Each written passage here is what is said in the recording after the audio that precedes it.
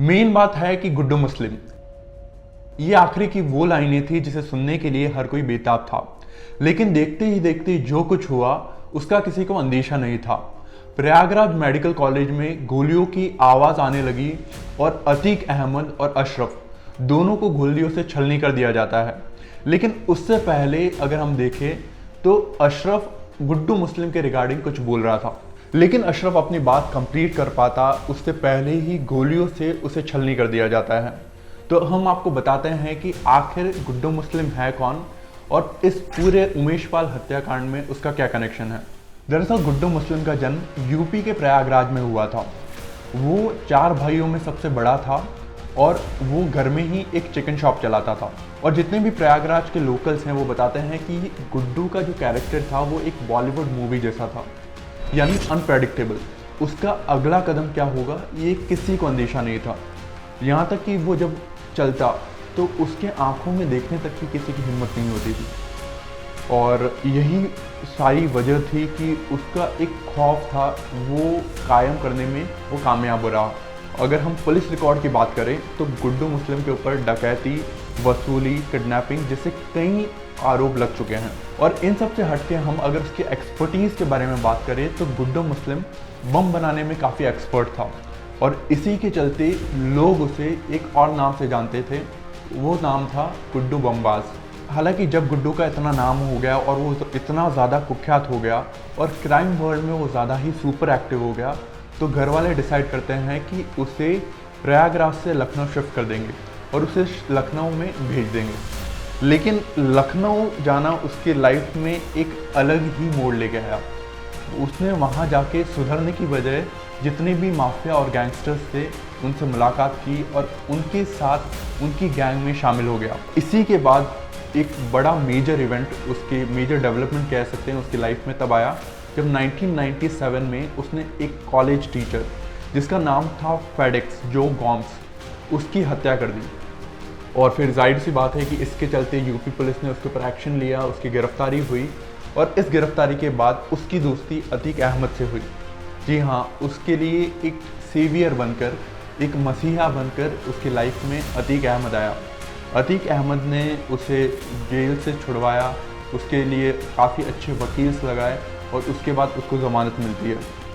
और फिर उसके बाद वो क्या करता है कि उसका जो फेवर था अतीक अहमद का, उसको वापस पे ऑफ करने के लिए अतीक अहमद का वो खास गुर्गा बन जाता है। वो देखते ही देखते अतीक अहमद का पूरा नेटवर्क चलाने लगता है और अतीक के साथ साथ जो उसका भाई रहता है अशरफ, वो भी उसके ऊपर भरोसा करने लग जाता है। उसके बहुत सारे ऐसी क्रिमिनल एक्टिविटीज़ होती है जिसमें अतीक अहमद की एक्टिविटीज़ में गुड्डू मुस्लिम का सीधा सीधा हाथ होता है। और यही था कि दोनों की काफ़ी अच्छी सांठगांठ बन जाती है। गुड्डू का नाम इस कदर पॉपुलर हो गया था कि वो काफ़ी अच्छी शोहरत तो कमा ही चुका था इस क्राइम वर्ल्ड में। उसके साथ साथ अगर कोई सरकारी टेंडर किसी को दिलवाना हो, किसी से कुछ छोटी मोटी वसूली करनी हो, तो उसके एक फ़ोन या उसके एक नाम से ही वो सारे काम हो जाते थे। लेकिन इसके बाद जो यूपी पुलिस के ऊपर था वो प्रेशर आने लगा और यूपी पुलिस ने एक सख्त कदम आजमाया और फिर उससे बचने के लिए उसने अपना ठिकाना बदल दिया और वो प्रयागराज से गोरखपुर शिफ्ट हो गया। और फिर गोरखपुर जाने के बाद उसकी मुलाकात माफिया मुख्तार अंसारी से होती है। मुख्तार भी धीरे धीरे गुड्डू को ऑब्जर्व करने लगता है। गुड्डू की जो बम बनाने की टेक्निक थी उसका इवन मुख्तार अंसारी भी मुरीद हो जाता है और देखते ही देखते वो उसको ऑफ़र देता है कि तुम भी मेरे खास गुर्गे बन जाओ। और वो ऑफ़र एक्सेप्ट करके जो मुख्तार अंसारी है उसका गुड्डू मुस्लिम खास गुर्गा बन जाता है। और इसी बीच उसकी लाइफ में एक नया ट्विस्ट आता है और साल 2001 में यूपी की गोरखपुर पुलिस उसे पटना की एक जेल के बाहर से गिरफ्तार कर लेती है। उसके बाद उसकी गिरफ्तारी हो जाती है। गिरफ्तारी के बाद वो ट्राई करता है कि कैसे उसको बाहर निकाला जाए, बट मुख्तार इसमें कामयाब नहीं हो पाता है। उसके बाद उसकी लाइफ में वापस अतीक अहमद आता है। अतीक अहमद अपने वकीलों के ज़रिए उसको ज़मानत दिलवाने में कामयाब हो जाता है। हालांकि इन सब के बाद जो इसकी दोस्ती थी, जो पहले वाली अतीक अहमद और उन दोनों की जो बॉन्डिंग थी, उससे भी अच्छी इनकी बॉन्डिंग उभर के सामने आती है। और जब 2001 में ये वाक़या हुआ, उसके बाद 2005 में सबसे इम्पॉर्टेंट राजू पाल जो विधायक रह चुके थे, जो वहाँ के क्षेत्र के विधायक थे उनकी हत्या करा दी जाती है। राजू पाल जो उस वक्त तत्कालीन विधायक थे, उनके हत्याकांड को गुड्डू मुस्लिम अंजाम देता है। और अगर आप उस घटना को ऑब्जर्व करेंगे तो ठीक जैसा उमेश पाल इस साल 24 फरवरी को हुआ, ठीक उसी तरीके से राजू पाल हत्याकांड में गुड्डू मुस्लिम जाता है और जैसे फूल वो बरसा रहा हो, ठीक उसी तरीके से वो बम उड़ाता है और राजू पाल हत्याकांड को अंजाम देता है। आप अगर 24 फरवरी की इस साल की वारदात को देखेंगे, उमेश पाल जो हत्याकांड हुआ था, ठीक उसी में भी उसका रवैया उसी तरीके का था जैसा उसने तब आजमाया था। बहरहाल आपको बता दें कि यूपी पुलिस ने उमेश पाल हत्याकांड में करीब 9 आरोपियों को चिन्हित किया था। उसमें से करीब 6 आरोपियों की मौत हो चुकी है या मारे जा चुके हैं, और उसमें से अतीक अशरफ जो गोली लगने से अभी हाल में मौत हो गई, और उसके अलावा असद, गुलाम, अरबाज और विजय चौधरी जो एनकाउंटर में मारे गए।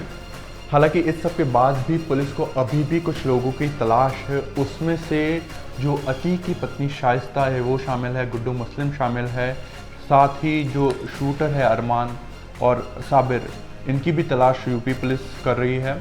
अगर हम बताएं तो लास्ट गुड्डू मुस्लिम का अपडेट हमें मेरठ में देखने को मिला था, जिसका बाकायदा सीसीटीवी फुटेज भी वायरल हुआ था। जो मेरठ में अतीक अहमद के बहनों ही हैं अखलाक, उनके घर पे वो पहुंचा था और बाकायदा उन्होंने अच्छा वार्म वेलकम भी किया था। तो ये सारे अपडेट्स थे। हालांकि यूपी पुलिस एसटीएफ लगातार ये छानबीन में जुटी हुई है कि शाइस्ता परवीन जो अतीक अहमद की पत्नी हैं और जो गुड्डू मुस्लिम है उसका जल्द से जल्द पता लगाया जाए।